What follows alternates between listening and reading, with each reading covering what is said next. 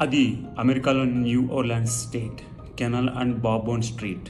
కొత్త సంవత్సరం వచ్చి అప్పటికి 3 గంటలు అయింది. రోడ్డు మీద జనాల రద్దీ ఇంకా తగ్గలేదు.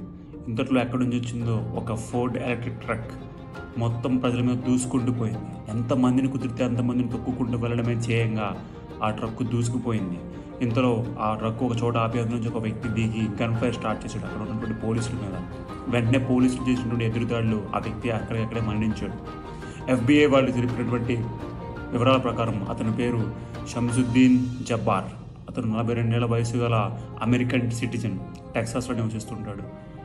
ఆ దాడి జరిగిన తర్వాత FBI వాళ్ళు అతని ట్రక్ని పరిశీలించగా అందులో చాలా పేలుడు పదార్థాలు అలాగే ఐసిస్కి సంబంధించిన జెండా ఉండడం వాళ్ళు గమనించారు.